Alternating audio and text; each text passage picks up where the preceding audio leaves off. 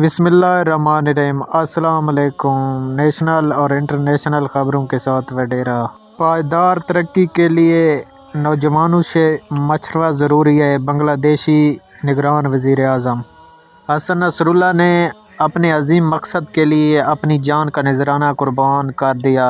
حافظ نعیم الرحمن، Jamaat Islami. Pakistan air line PIA کی نجکاری 31 اکتوبر کو ہوگی۔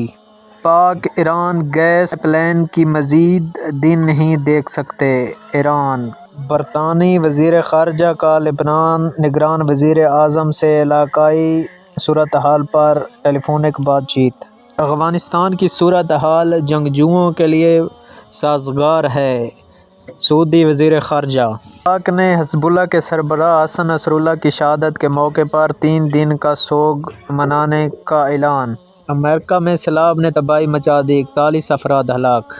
برطانیہ کے مختلف ریلوے اسٹیشن پر سائبر حملے۔ پاکستان کی سفارتی محاذ پر بھی کامیابی۔ چین، ایران اور روس نے بھی افغانستان دہشت گردی کی تحقیق کر دی۔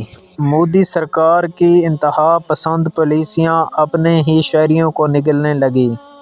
نیپال میں سیلاب نے تباہی پھیر دی، 125 افراد جاں بحق۔ مقبوضہ کشمیر میں نام نہاد الیکشن کا دوسرے مرحلے میں بھی بائیکاٹ۔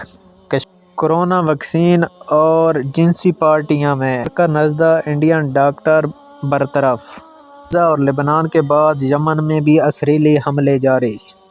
یہ تھی کوئی نیشنل انٹرنیشنل خبریں جو ہم نے آپ تک پہنچائیں۔ ہمارے چینل کو لائک اور سبسکرائب کر دیں تاکہ ہم ایک دوسرے کے ساتھ جڑے رہیں۔